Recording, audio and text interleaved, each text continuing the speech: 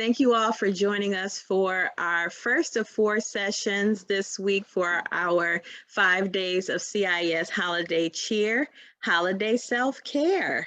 My name is Sukata Bell, and I am the Associate Director of School Partnerships with CIS of Chicago. I am joined today by my team of School Partnership Specialists, and to go ahead and make this a timely convening, I'm going to go ahead and introduce our facilitator for today, Ms. Adenia Leichner. She is the Together for Students project manager and will be facilitating this session. Also, if you could put your name, school, and email address in the chat, because we will be sending you all gift cards next week. So please put that information in the chat, and I will turn it over to Miss Adenia. Thank you, Sukata. Good morning, everyone. Just a couple of things I want to get out of the way. If for some reason the screen behind my face goes dark, I am in a conference room that occasionally the sensor doesn't know I'm here and it might go dark. I'll have to wave my hands to get myself back, but it doesn't mean that I've left you. As we're working in remote spaces and trying to figure out how to navigate all of this, Sukata reminded me that this sensor in the conference room I'm in can be persnickety, I guess they might say. But we're very excited to see that you've taken some time out today to join us, and we'll get right on into some presentation that has been prepared just for you. Why are my slides advancing already? Okay, here we are. The first thing I'd like you to do is, if you have a smartphone nearby, grab that QR code that is on the top of the screen, or you can type into slido.com the number that you see, #170652. But hopefully just picking up that QR code on your smartphone will allow us to engage in a quick survey. Slido lets us use all the smart technology that we're trying to get more comfortable with. And I want to just see how you're joining our call today.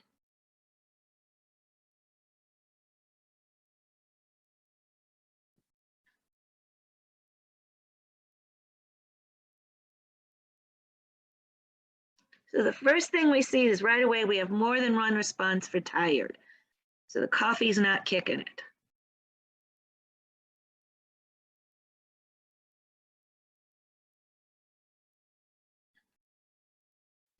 All right, so we see tired and hungry have sort of are dominating it. Not sure if folks are still going to, oh, tired just got another vote.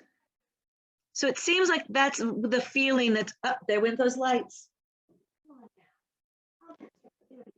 Excuse me, that's not cool. All right, so what we see is that tired is a dominant feeling that we're all experiencing. And I bring this up because I want to introduce the idea of HALT. Hungry, angry, lonely, and tired. One of the things that we might want to check in when we're feeling depleted is if one of these states of being is dominant, and immediately address the fact that we may not make our best decisions when we are hungry, angry, lonely, or tired. I myself am notorious for thinking my mind out loud when I'm hungry and not always having the most compassionate thoughts come out of my mouth. Add if I've had an irritated day and I'm hangry, it's more likely I'm going to target my husband and he's going to get my wrath. What we're trying to think about is the fact that if I'm hungry and I can't immediately get to a meal, I can drink a glass of water as a way of addressing and acknowledging and reflecting and accepting that particular state. If I'm angry, it might not make sense to send that email right now. Hit backspace, don't hit send. If I'm lonely, text a friend, call a partner. And if I am tired, schedule a nap. Now, I know we can't just necessarily do that at a school, but one of the things that the pandemic has taught us is that when our brains are in a certain level of uncertainty, we spend a lot more energy than we usually would going through our regular daily routine. Basically, what the pandemic has done is it has rewired our brain. Whether or not we were exposed to the virus due to social isolation and many of the coping mechanisms that we previously depended on, our brain has entered a state of vigilance. And as a result, some of the things that might not have been particularly bothersome previous to the pandemic are now things that are impacting us on a more daily basis. But we're not alone. Even though we know that there might be colleagues in the building that are feeling this way, or other members of your extended family and community, what we see by this statistics is that 63% of Americans tend to get stressed in the holidays anyway, with 19.8% being overwhelmingly stressed. So the majority of us are in a state of stress simply because of some of the challenges and things that come in the holidays that might not be part of our normal routine. I know, for example, my children were accustomed to their grandmother being around for Thanksgiving. She did not travel once again this year.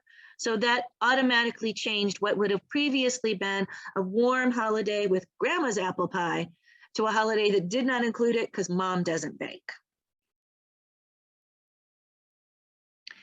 I want us to think about what is our locus of control, because one of the things that you might notice is in that inner blue circle, those might be some of the feelings that are bubbling up as we anticipate the holiday, or we have reached a particular capacity to bear some of the work that we've been doing here in this particular season. You might notice some of those are feelings that you've been experiencing, or the colleagues that you support on your campus. That green circle might suggest some of the ways that you've been coping with the additional stress that's coming along with the winter season and the anticipated holiday. The purple circle are things that we could actively do to cope with some of the challenges that we're still facing here in the pandemic, with the shifts that are still going on in schools, and as we enter what is already recognized as a season where seasonal affect disorder can start popping up. The lights are going out, the sun doesn't rise at the same time. Please, lights come back on. Sukata, I'm having lots of lights. Imagine if I lived in Alaska, I couldn't handle the dark. My apologies. But meanwhile, back to that active coping circle. There are things all around the edge there that we might want to consider and reflect on. How might I incorporate some of these coping mechanisms as we move into the holidays? What we want to acknowledge is there's a reality to what we're dealing with. For example, when we're in a season of uncertainty, which is what I call the pandemic at this point, our brain demands extra energy and actually activates the areas that are associated with fear and hypervigilance. For those of you that remember our biology lessons, we're talking about the limbic system at the back of the head. And when it is activated, it can also impact our ability to get pure and comfortable sleep. Here's what we already recognize the fight or flight response does to our body. All of these things impact our physical energy, our capacity to metabolize food, the way that we sleep, and perhaps even how we feel as we sit in our body. I know that my back is a lot more tense when I'm in fight or flight, and especially contributed to that is that I'm spending a lot more time seated. So one of the things we want to also consider is that when our body is talking to us, when it's giving us these messages, it might mean that we need to halt, have that cup of water, do some things that might, for example, be more mindful and associated with our personal wellness. One of the things that happens to the brain when we're in this level of uncertainty is that it affects our decision makings. We might be more reluctant to take risks. I'm sure we see that in some of our students as well. It's also possible that we would not be as focused on future rewards. Part of the reason why that cake in the kitchen doesn't seem so dangerous when I think about eating it, because I'm not thinking about what I might have to put my pants on in a couple of days. I like that immediate reward, not future reward. It also alters our perception of time.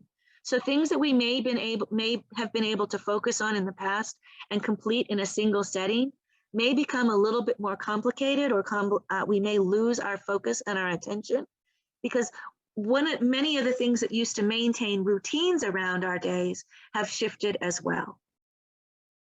And finally, this level of uncertainty impacts our feelings. We're definitely feeling more nervous and worried as a collective. You may notice that not just in your students and families, but in the staff that you support. It's also, we're becoming uneasy about anticipating what might happen next. I know I try to avoid the news at this point because once I learned that there was a new variant coming, it just re-heightened some of the anxiety that I was feeling about the pandemic. Another thing that we're also noticing is when there's a high level of uncertainty and a low tolerance for us is an increase in depression and obsessive compulsive disorders.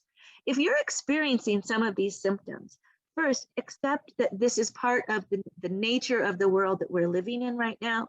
And if it's impacting your capacity to do your day-to-day job, we encourage you to seek out additional support. It's normal to have this type of reaction to the type of stress that we are experiencing today. So how can we cope? What can we do to address some of the stressors that have come with the new school year and those that we might anticipate are going to come with the holidays? Well, first of all, we can continue to move and become physical. We know that the brain and the body benefit from cardiovascular activity. Look for ways of engaging in healthy meals by paying attention to those things that we are consuming, not just coffee and cake. Please, come on, Scott, what do I have to do to get this light back on? I'm going to talk to housekeeping. 3, social support, remaining connected. What you're doing here today, seeking out opportunities to engage in conversation and reflect on practices. And finally, stress reduction, looking for ways to incorporate stress management techniques in your day-to-day. So the first thing I want to do is I want to talk with you about how we start our day. They say the way you start your day is the way it will go. Drop in the chat if you have a practice that you engage in to start your day in a successful and positive manner.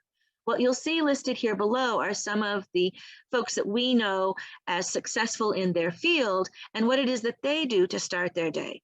I wish I could be like our president, Barack Obama, and get my workout out in the morning, but I don't like to get out of bed until I absolutely have to. I might actually have to double down on thinking about the physical activity before I get on the train to come to work. But if you're here on this call and you have a practice that you do to start your day, drop that in the chat so we can reflect on how we might be able to incorporate your positive strategies into our practice. Kyla, I know you're a runner, aren't you? Do you do your workout in the morning?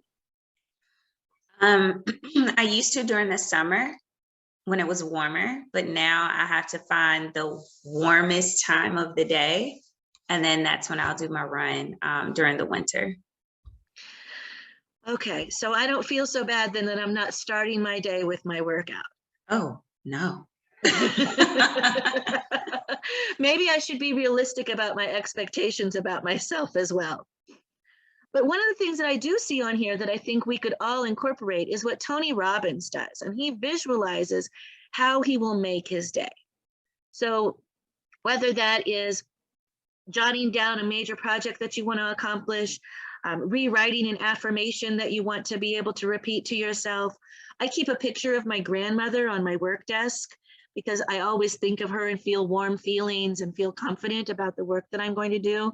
But we want to look at how we start our day so that we can start the day in both a mindset of gratitude and reflecting on how we're going to care for ourselves. If there are littles in your house, some of the things that we can do to reduce the stress that they experience is help them stick to their schedules as much as possible. Make sure they get some time outside. Try not to overschedule them. Create time for quiet and reflection and peace. Remind them about the holidays, remind them that the holidays are about gratitude and kindness.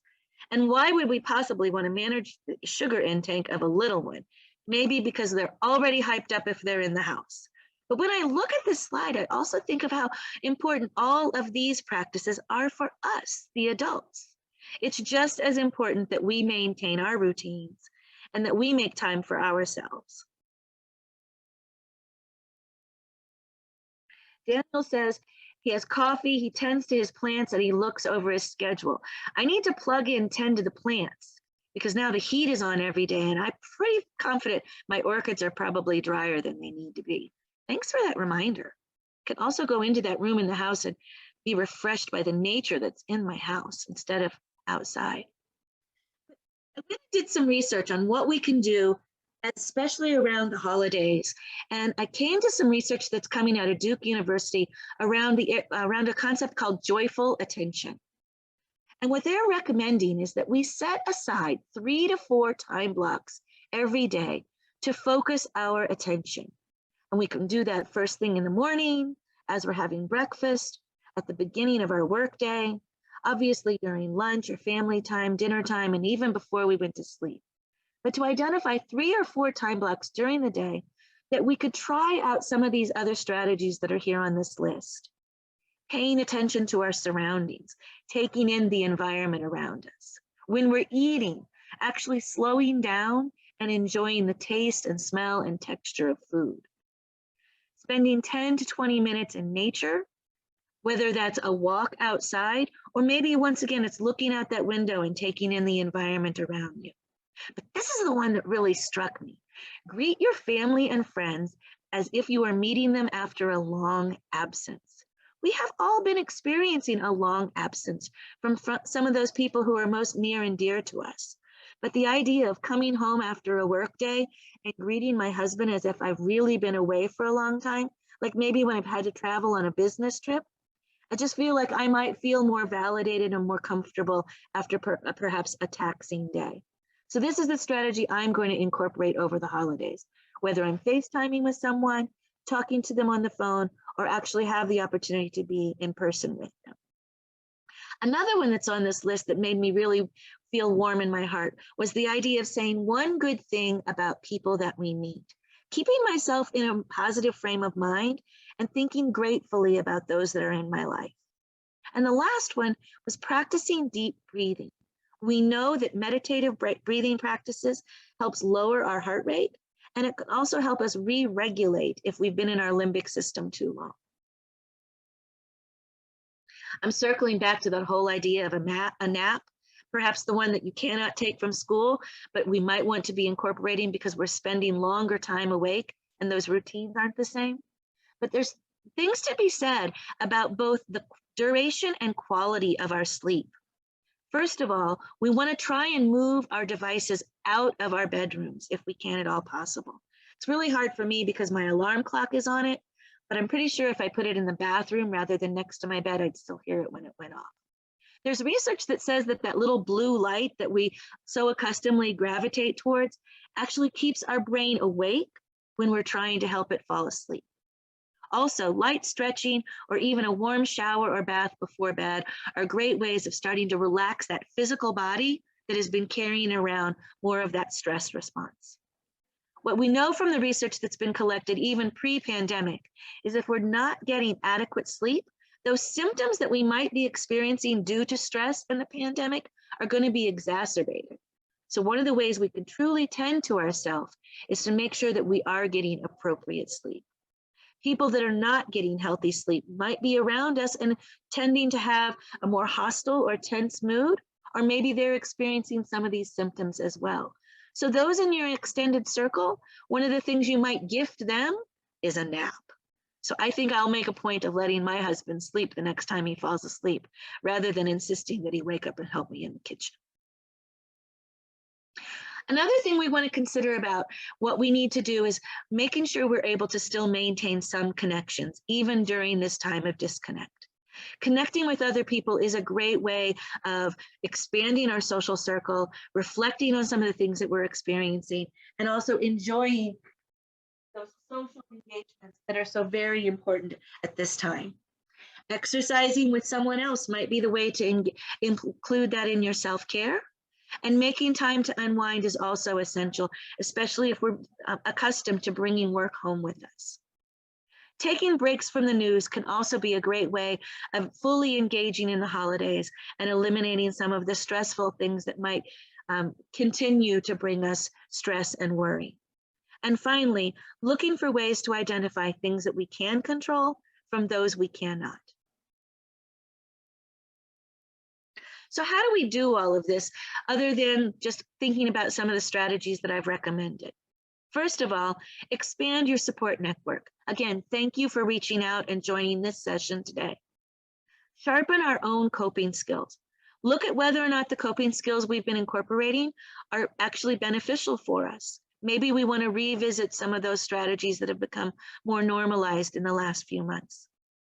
Consider keeping a journal, whether it's first thing in the morning with one of those focus attention areas, or making a jot at the end of the day about some of the things you might be grateful occurred. Listen to what you're told. This one is actually kind of cute. When we ask for advice from people, sometimes they give us good advice, but it's not what we wanted to hear. But it may be what we need to do. So ask yourself, what would you have told them if you were them? What would you have told you if you were them? I have a dear friend, for example, who has 3 small children who have had some anxiety about some of the shifts at school. I was able to easily give her advice, but not so much give myself advice. Consider if you would use the same advice you gave to a dear friend. And finally, if you can't change your approach or your goal, consider changing your behavior. If you can't change your behavior, consider changing your approach. Mix up changing the approach, goal, or behavior as you are faced with a particular challenge, a stressful challenge. So what I'd like you to do at this point is drop into the chat something you're thinking about doing either next, later today, or before the end of the week to consider incorporating some of these de-stressing strategies into your holiday season. What might you capture from today's presentation that you would be able to incorporate so that you too can go off into the holiday and be awesome?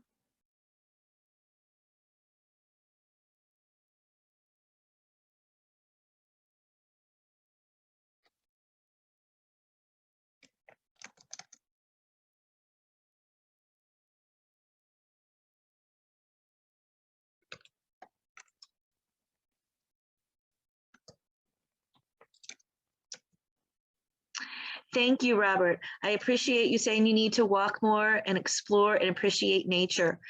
I dropped in the chat, there is a walking path behind our home, and I might just have to bundle up and take a walk outside on the walking path. Sure, I can walk in the house or I can get on the treadmill, but I think I want to do what you're doing, Robert, and that's incorporate some outside air and nature in. And I think we had someone mention stop checking email on the weekend. What a wonderful way of taking care of yourself, Cassandra. Yes, those messages will be there, and they most certainly can't necessarily get a response back from the sender unless we're expecting them to also be engaged in emails on the weekend. I actually turn the timer on my phone off at 5 o'clock so that my work phone doesn't ring at the end of the day. I know for some of us, our role may not allow us that level of flexibility, but certainly eliminating weekend work would be a beneficial way of putting yourself first in that area. Staccato, you're also going to stop checking emails. Okay, I'm going to be your accountability buddy on that, and I'm going to check in to see if you held yourself to that. Genevieve, you said wake up earlier to start the day smoother. Definitely ease my way into the day rather than rush my way into the day. What a fabulous idea. I'm going to stop sharing since I'm at the end of our slides and just thank everyone who's been able to join the call and encourage them to both be gentle with yourself and to find just one thing that you can incorporate in your day that you feel will realistically help you approach the holidays with more joyful and grateful mindset. Any questions or comments from our audience? Oh, thank you, Cassandra. I appreciate the feedback. Thank you so much, Adenia. It's a pleasure to see you. It's like I haven't seen you for so long, and I'm like, oh my God, you were here all the time and helping us, and you know.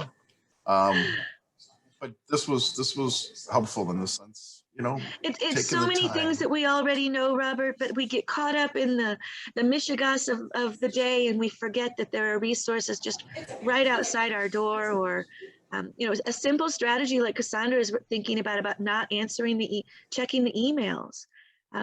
Boundaries that allow us to really put ourselves first, say no in a healthy way to some of the things that we might otherwise just accept in and then absorb the energy with. Yes, I agree with that, Adina. Especially with the pandemic, we've allowed work to creep into places that they weren't, wasn't there before. So yes, I can definitely attest to that. Yeah. Did And anybody else Daniel, have any thank you other? for reminding me about the plants, because I put an alarm. I'll put an alarm on my phone to make sure I do that, because that'd be a great way for me to start my day in that part of my house, rather than automatically gravitating to my home office. Did anyone else have any other comments? I want to be mindful of everyone's time. And again, I wanted to let Adina know, thank you. We appreciate you so much. This was definitely helpful for me. I hope this was helpful for everyone else.